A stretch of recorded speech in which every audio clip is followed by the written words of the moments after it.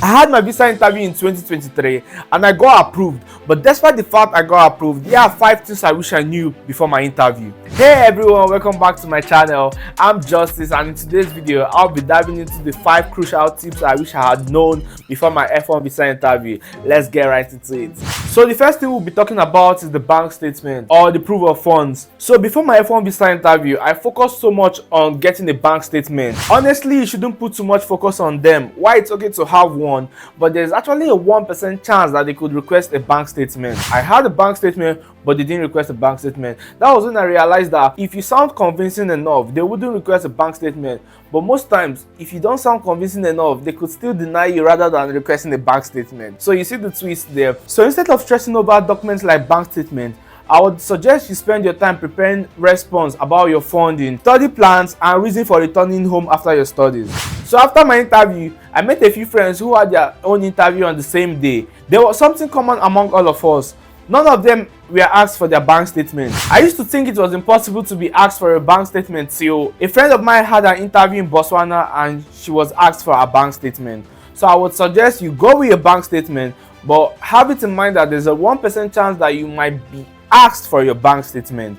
One thing I learned from my visa interview is that the way you communicate your answers is more important than the papers you bring or the documents you bring. So focus more on your story, focus more on practicing good response other than getting your documents ready. No, don't get me wrong, I said get your documents ready, but focus more on your response. So let's dive into the second thing on our list. Read and know your DS-160. This form is the backbone of your visa application. You need to read it carefully and be familiar with every single thing in your DS-160. So before my visa interview, I didn't get to read my DS-160 at all. I had my brother fill out my DS-160, but I didn't get to read it. I would advise you read your DS-160 multiple times because most questions they might ask might come from your DS-160, and if your answers don't tally, you could get denied. Why it matters: the consular officer will have your DS-160 form in front of them during your interview, and they may ask questions based on it. If your answers don't match with what is on your DS-160, it might create issues and might lead to delays or maybe denial. I would advise you print a copy of every page on your DS-160. And secondly, another reason you should read your DS-160 form is to avoid simple mistakes. Small typos usually aren't a big deal, but it's better to fix them before your interview. Take the time to double check everything to avoid unnecessary issues. Take the time to review your DS-160 form carefully. It's a small effort that could make a huge difference. So the third thing on the list is choosing a university. Picking a random school just because of how it sounds or how it looks isn't the way to go. Choosing a university with a good reputation is important. It actually boosts your chances of getting your visa because the visa officer wants to see that you're serious about your education. Someone who is serious about their education wouldn't choose just any university. Okay. Think of it this way. Applying for a well-regarded university shows the visa officer that you're serious with your education. It demonstrates that you've done your research and you're not just looking for any degree. Rather, you're aiming high. So now I'm not just talking about super high-ranked universities like Harvard, although they are great too. Look for universities with strong academic programs in your field. So when you go to the consular, you could tell him that you're going to this university because they have a strong academic program in your major, a good track record of international student success. And I also advise, while going for your US visa interview, apply to only universities.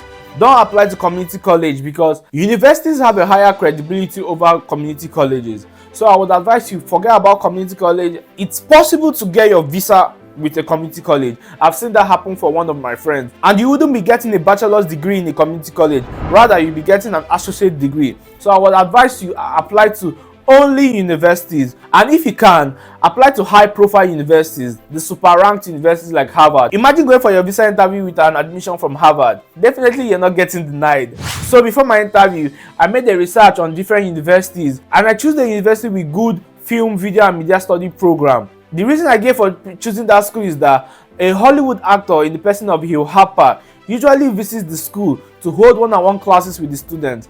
And on the other hand, I also said that I choose the school because they have good camera equipment and it would be a great privilege to know how to operate those camera equipment. During the interview, I was confidently able to explain why I chose this university and how it aligned with my academic goals. I believe my confidence in my university choice helped me make a positive impression on the visa officer. So do your research and choose wisely. So my fourth tip is knowing your story. Think of your F1 visa interview as a short window where you get to explain your goals. The key is to understand your story and not memorize a script. So whatever you say don't sound scripted. My interview lasted for 2 minutes. Imagine being asked 9 questions in just 2 minutes. And what happened was, while I would be giving an answer, I would just get interrupted by the consoler and he will ask the next question. I had to answer it so fast so I understood what I was saying. When something is scripted, most times, if you get interrupted, you will need some time to remember something off your script. But if you know your story, you wouldn't need time to think about what was in your script or not. You will just go ahead and tell the consoler what he needs to know. So I advise you know your story inside and out. You don't have to cram. Don't sound like you're reading off a script. Make sure you sound as natural as possible. Let your answers flow naturally. This will help you sound confident and convincing. You don't have to cram word for word. Practice explaining your academic journey and achievements in a clear and concise way. This will help you respond effectively, even if you are asked unexpected questions. Rehearse with friends or families to build confidence, but avoid cramming. What I'm trying to say is, understand your story deeply and be flexible in how you communicate it. If you do, you'll be prepared for anything the consoler asks. So the fifth thing I'll be talking about is scholarship. This is a huge deal and a visa interview booster. Whether it's a fully funded scholarship or a partial funded scholarship, it's a big win. I actually got my visa interview without having zero funding. I didn't have a partial funding or a fully funded scholarship. I had zero. One thing I realized is that having partial or fully funded scholarship would help you in a way. Okay, let me make you understand. Gaining a scholarship in the US has some requirements.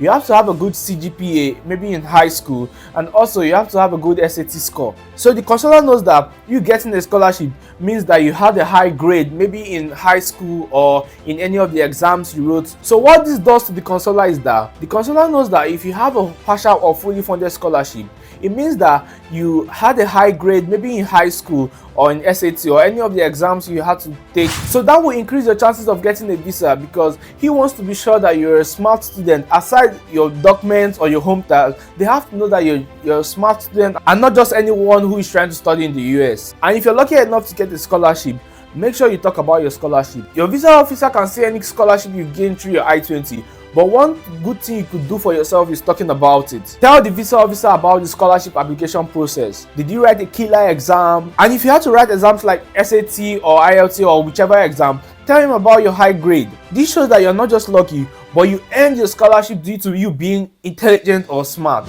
We all know that there are 3 major things they look out for. They want to be sure that you will return back to your home country, which is your hometown. They want to be sure that you're actually going to the US to school. And lastly, they want to be sure that if you can really afford your education in the US. Having a scholarship will definitely convince them that you wouldn't have any issues funding your education in the US. Remember, your F1 visa interview is a conversation and not an interrogation. So be yourself and be confident. Maintain eye contact and good luck, you'll get your visa then.